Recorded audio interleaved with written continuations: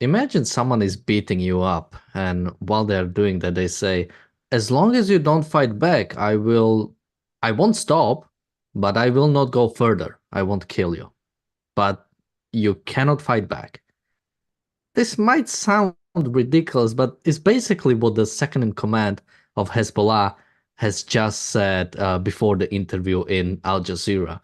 The exact quote, just to say, uh, so I'm just gonna read it. Hezbollah's deputy head, Naim Qasim, said the powerful armed group has decided not to widen its months-long war with Israel, but that it would fight it in full-scale war but it would fight it if a full-scale war is imposed on it.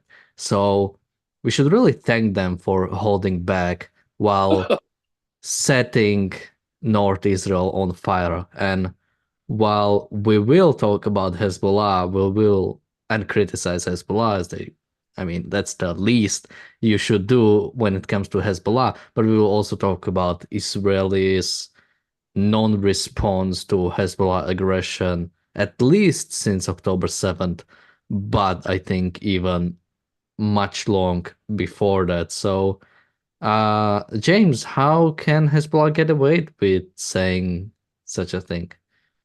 Western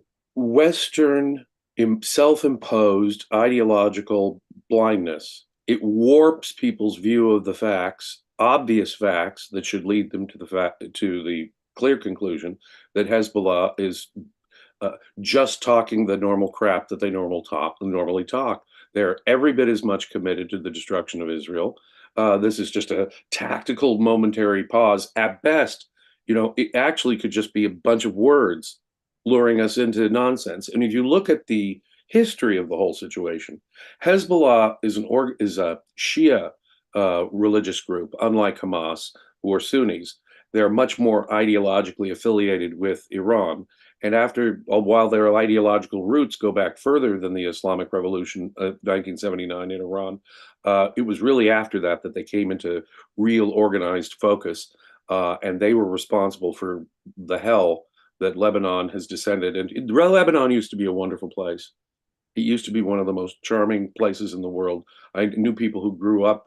Some of my old friends were from childhood and youth, knew Lebanon, had grown up in Lebanon, wonderful place until 1982 when Hezbollah started causing that country to descend into hell, frankly. And since that By the time, way, just a quick info about Hezbollah, something that I looked up. The head of Hezbollah is actually Allah. Uh, it is so Naim Qassem is the second in command, and of course Nasrallah is the Secretary General, who is the nominal head of Hezbollah, but actually, at least whatever that means, the actual head of Hezbollah is Allah.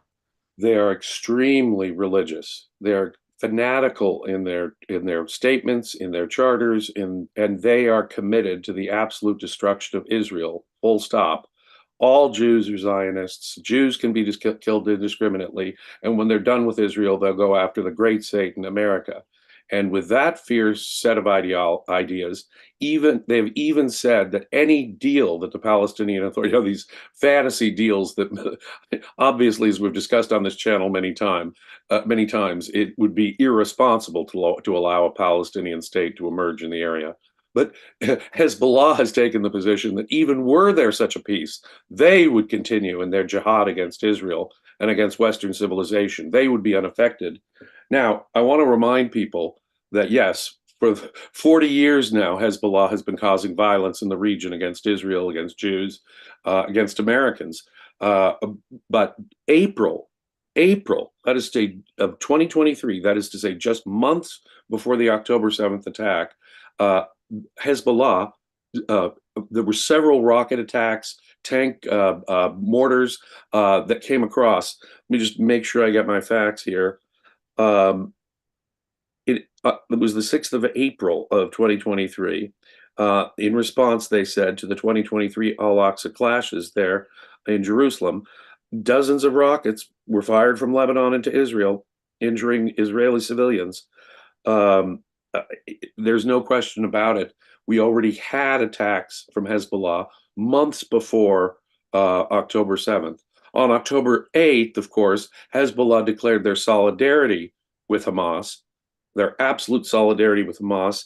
And again, just to get my facts straight, between October of 2023 and February of this year, the United Nations Interim Force in Lebanon itself recorded an estimated 7,948 incidents of artillery fire from South Lebanon. And just to remind people, the United Nations has stated that it would be a violation of international law for Hezbollah to fire rockets or to engage in military activity or even to have military exercises south of that blue line.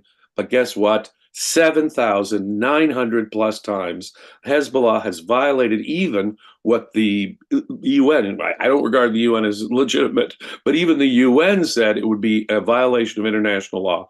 Are there anyone going to go after Hezbollah or their funders in Iran because of this violation of international law? 7,900 plus times just between October and February? No. Now, about 100,000 Israelis have been displaced since October because of all of this activity coming from the north. Because of all this activity coming from the north. Yeah, as Razi has said many times, Israel was very well justified in doing a preemptive strike as early in October or before October. They were already behind the eight ball on this. Frankly, when Joe Biden, and I've been very, very critical of Joe Biden on this, but I think it was simply the presence of a U.S. aircraft carrier group in the area, which he sent there, at least as a warning sign, was the only thing that made it any better and the only thing that is mitigating Hezbollah since. I think if they could get away with it, I mean, just look at the attack from Iran. I mean, thousands of rockets being sent over. Now, it's true they were nearly all stopped by Israel's defensive shield and other countries knocking them down. But nonetheless, look at that huge attack that just happened just weeks ago from directly from Iran.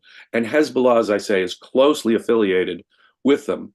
All those attacks on U.S. bases in Syria and Iraq are mostly coming from Hezbollah affiliated groups, that is, the Shia militias that have been operating there.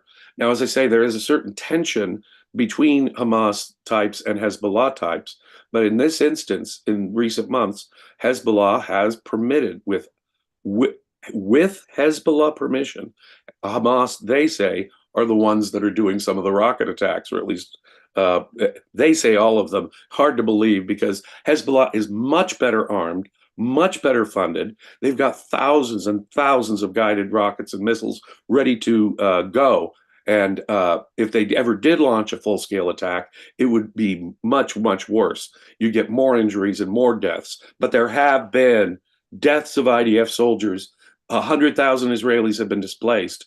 That is yet another act of war, in effect, a war crime, in effect. And they're not shy about attacking civilians either, or boasting that they're targeting homes. They also, in Lebanon, hide their material behind civilians. There's still a Christian population in Lebanon. They literally will, in effect, cause Israel's defensive attacks, and Israel's defensive attacks have only been about 700 or 800 such attacks versus the 7,900 that Hezbollah has launched just between October and February. But they position their material in such a way in Lebanon as to sort of encourage Israel to attack Christian neighborhoods. They too use civilians as shields. They too target civilians. They too are in violation of any kind of international law that it is illegitimate nonsense international law. But no one ever calls Iran or their close affiliates, Hezbollah, on the carpet on this, because Hezbollah is simply the international arm of Iran.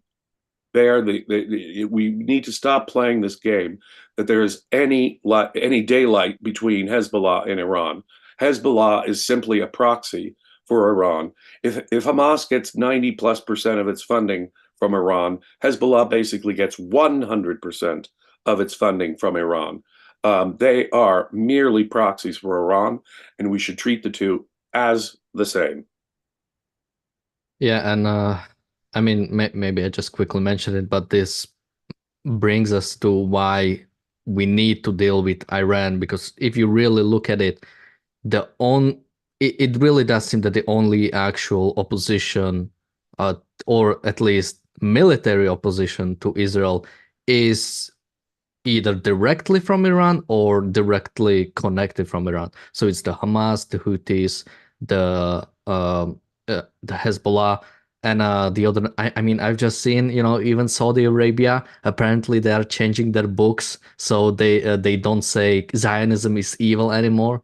So we do see, even in this not the most ideal nations, I mean, very backward nations, and still very very much against Israel, they do seem to have some sort of uh, try to have some sort of normalization, even though I don't necessarily think we should normalize relations with such nations, but I'm glad to see less nations trying to completely genocide the Jews and just talk about how evil they are. Yeah, But well, Saudi Arabia isn't going to censor people who say that, Zionists are all evil, and at least their textbooks are no longer going to say, Zionism must be stamped out and it's a good thing to kill the Jews. Boy, isn't that a huge step in the right direction? It's really not much if you think about it. There's still, as you point out, an Islamic theocracy, only from the other major branch of Islam than Iran is. Women don't have rights. There's no free speech. There's no freedom of religion there. Women are just barely getting more rights in Saudi Arabia. But Iran, we come back to Iran. Every time we come back to Iran, Iran supported the Houthis. And that is, because that is really on the south doorstep of the Saudis. Saudis did not like that. What's motivating the Saudis here is their fear of Iran. And you can see why anyone in the region, given Iran's aggressive activities, they're behind the Houthis that challenged the Saudis there. But more than that, after October 7th, the Houthis have been disrupting international trade. A major trade artery to Europe is the Red Sea. It connects East and South Asia to Europe in the most efficient sea travel lane. And the Houthis have disrupted for weeks. They were disrupting and basically cutting off, what was it, 50% of the traffic between the Gulf of Aden and the Red Sea. Or take Hamas. Then take, of course, the attacks on American military bases in Syria. We were there, to take out ISIS, and our lingering presence there is justified, they say, by our taking out of ISIS. Well, those guys were targeted by Iranian proxies. So heck, you could be fighting some religiously opposed group in the. But don't worry, Iran will be going after American interests and killing American soldiers in the region in opposition to America's very presence there. So when you take the 7,900 Hezbollah attacks just between October and February, the Houthis, the attacks on U.S. military bases, this is a coordinated war planned, funded, started from the Ayatollah in Tehran. This is a declared war against Israel and America. Clearly, they're attacking international shipping, they're attacking U.S. Military bases, and then the horrific, ceaseless attacks on Israel, which has had just in the north. Forget what happened in the south. In the north, 100,000 civilians have had to flee their homes. Headlines are Northern Israel ablaze with fires because of this. This, ladies and gentlemen, is a war that the West keeps evading, is actually happening. Iran is engaged in active warfare against America, Israel, and the West in general. And until and unless we recognize that, we will never get at the root of the problem. The source of funding, the source of encouragement is the evil Islamic Republic in Tehran. Those are the ones that need to be taken out if there's going to be any long-term solution to this kind of problem. And we have to have the moral clarity to do so. And yet that's the one thing the West, That's the one thing that the Tories and the Labour in Britain agree about. In effect, the one thing even most Republicans in my country and the Democrats agree about: we don't want an extended war. We don't want regime change in Iran. But has that stopped Biden from saying Netanyahu should go? He says Netanyahu should be displaced. So Biden is calling for regime change in Jerusalem, but not regime change in Tehran. When Tehran is clearly the aggressor, when Tehran's goal is clearly to destroy Israel, and they will not be happy until they've wiped out every Jew in the region.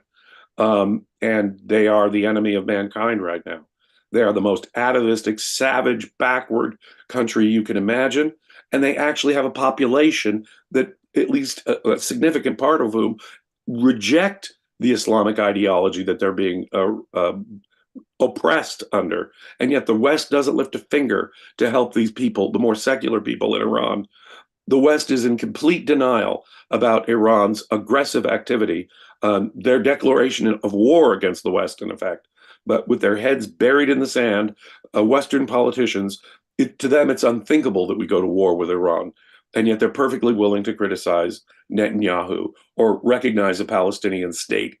Perversely, in the wake of October 7th, rewarding these monsters for their atrocities. Yeah, and just to bring it back to Hezbollah, so the National Security Minister Itamar ben-gvir is actually calling for Netanyahu to fire Defense Minister Yoav Gallant, who is one of the three members of the war cabinet, basically because instead of, again, focusing on Hezbollah, he is dismantling illegal outposts in the northern West Bank. I think, just to quote ben-gvir, he said, well, Hezbollah is setting the north on fire, which comes from, again, the statement from the second in command of Hezbollah that they do not want escalation comes after after the rocket barrage that created more than I think several dozens of fires in northern Israel that again required more evacuations. I mean, even before this, I think, like you mentioned, 100,000 had to be evacuated in the wake of October 7th. And then I think still now in the north of Israel, more than 60,000 Israeli citizens are basically not allowed to go back home because of Hezbollah. While again, Israel is not doing anything against Hezbollah. I mean, they do strike here and there, they do respond. I believe in some cases, we did or Israel did kill some higher ranking Hezbollah members. Even I think one of the Hamas Yes. commanders was killed in Lebanon. One of their attacks killed both an important Hezbollah and Hamas leader. And so that was a really good attack, very effective. But look at the numbers. As I say, it's only been about 10, Israel has only launched in defense about 10% of the missiles and rockets that Hezbollah has fired. It's literally something like about 8,000 versus 800 in terms. And look at Israel today. You're absolutely right. They can set on fire northern Israel and then say, oh, well, we don't want to escalate. And who the hell is stupid enough to be sucked in to that kind of nonsense when right after they've done that? Now, you're right. This politician is just disgusting. Illegal encampments. You know what's illegal? You know what's illegitimate is the Palestinian Authority. And if there is some mostly empty piece of land that Israelis are settling on, Yeah, so frankly, maybe just to put because when you talk about illegal settlements, it's hard to say what exactly you mean. So I believe this it was some outpost as an expansion of a settlement that is in the Israeli territory in the West Bank. And I think the illegal part comes from that specific post was set up in the I'm trying to think because you have the area A, B, and C, and I'm trying to remember which is Israeli, but in the Palestinian area. the So so-called Palestinian area, and they were just spreading in. A perfectly Israeli outpost was spreading into the area that technically they're not supposed to get into, even though it is basically unused by the Palestinians themselves. and they're just, that wasteland is somehow tribally owned. Collectively, we, the Arab Muslims in the area, have some tribal ancient claim. It's funny how Israel gets the secular left will say Israel is a Zionist state and it's a religious. No, these people have a totally collectivized tribal notion of whose territory is whose. And even if it's totally unused land in the north of the West Bank territory that crosses over some line, that somehow makes the settlement illegal. No, Israel is making productive use of empty land that this Palestinian Authority, this illegitimate Palestinian Authority, has no collectivized tribal basis to have in the first place. It is incredible how people look at it this way. The way it is perceived in the West shows that people do not understand either governmental legitimacy or property rights or legitimate rights to territory. None, whatever. None, whatever. They seem to think that the claims, those religious Zionist claims, Israel has a claim based on some 3,000 or 4,000-year-old promise from God. But then they say, oh no, that's not legitimate. But on the other hand, these claims, yes, Allah is the head of Hezbollah, you see. These religious claims that only we Muslims have any right to be here in the vicinity of Jerusalem or Mecca. They use that religious claim, that tribalistic, collectivistic claim to some ethnicity owning land. Well, there are no collectivized property rights. There are no collectivized rights of any kind. This is just a tribal, racist argument. Okay, I was trying to look up something, but it failed. So I'm trying to look up because I believe. Okay, I'll make this and hopefully I'm right. But I believe Yoav Gallant after October 7th did argue for intervention against Hezbollah, or maybe even preemptive intervention. Do you remember, James? Just to maybe confirm with you. I don't remember, but people like him were. There was So maybe someone will correct me in the chat, and maybe someone I'll will correct myself. Him. But that was an opinion widely held from people you might not expect to hold that opinion in Israel at the time. I'm not sure if he was one of them, but there were people of his ilk who were perfectly okay. But another point we've made, every week that passed from October 7th, it gets harder and harder and harder for Israel to do what it ought to have done in the first place. This war should have been and could have been wrapped up in October with the utter destruction of Gaza and Hamas. And then they could have turned their full attention to defending themselves from Hezbollah and wiping them out for their illegal attacks in southern Lebanon. But of course, ultimately, as you observe, Iran needs to be changed. And Israel and America need to face up to this reality that they need regime change. We need permanent regime change from the Islamic Republic of Iran, or this stuff will happen.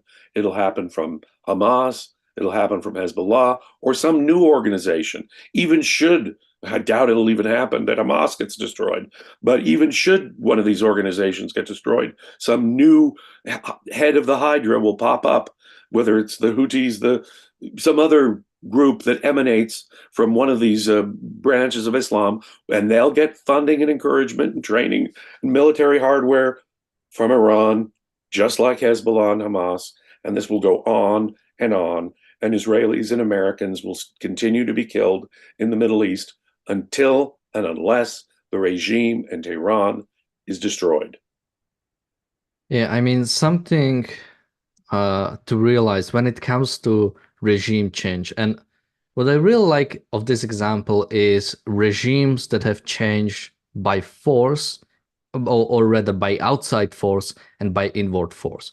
Because when you look at pretty much all post-communist nations, you would see, oh, they gave up on the ideology and are now going to become more Western. But in most of them, if you look at, I mean, Russia, Slovakia, and my country where I come from, Hungary, those are the three that I know the history of. But I would suspect something similar in the others. It's not like they now became this sort of shining beacons of liberty, democracy, and capitalism.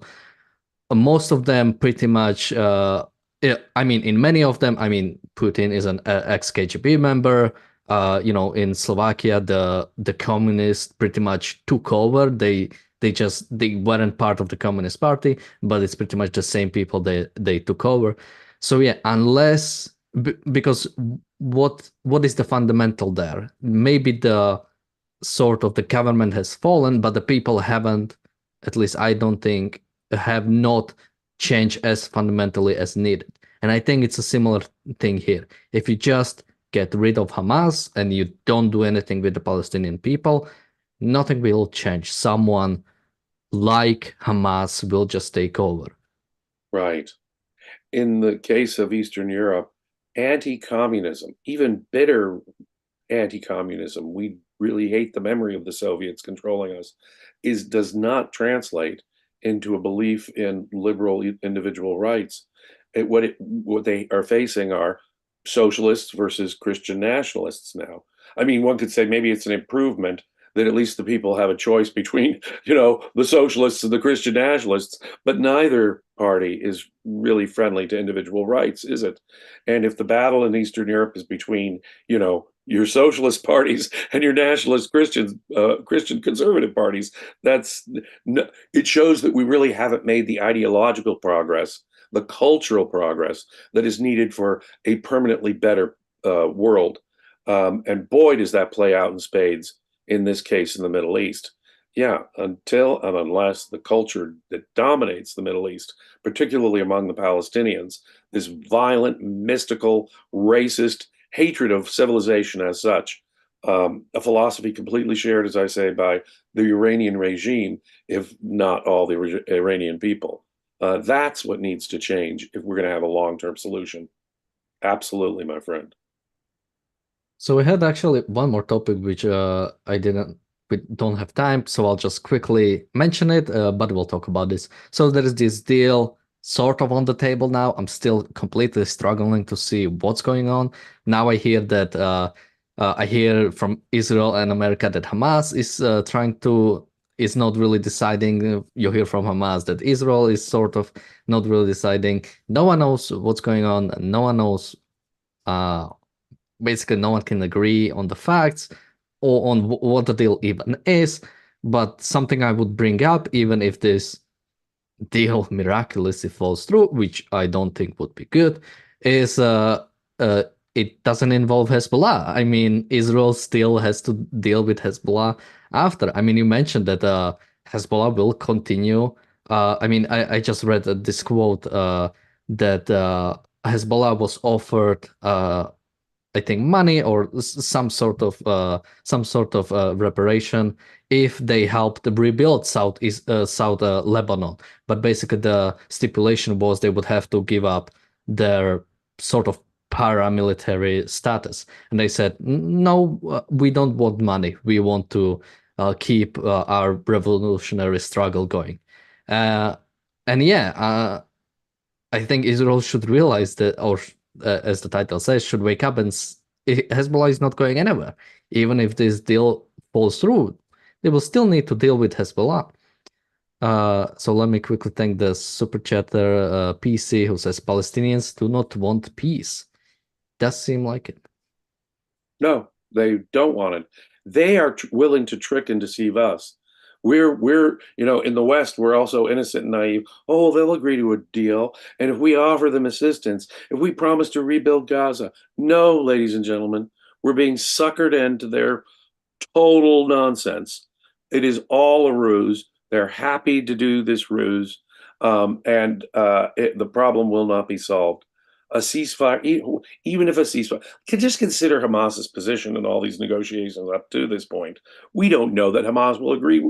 Will whatever they agree to, they'll actually do. No, they're just snookering us in just to buy more time, to spare their leaders in Rafah who are still there, to be able to still refund and reorganize once Israel goes. That's what it's all about. Surviving another day so they can once more begin their attack on Israel and the destruction of every Western interest in the Middle East.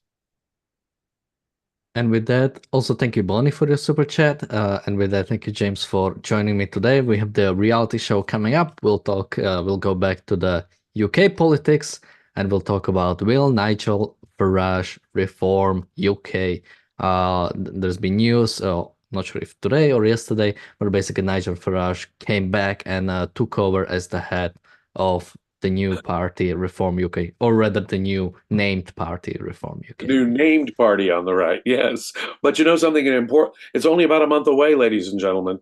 A new regime will happen at Westminster as well as the United States by the end of this year. What we really need is regime change in Tehran, as I say. And with that, thank you, James. Thank you, everyone, and bye bye.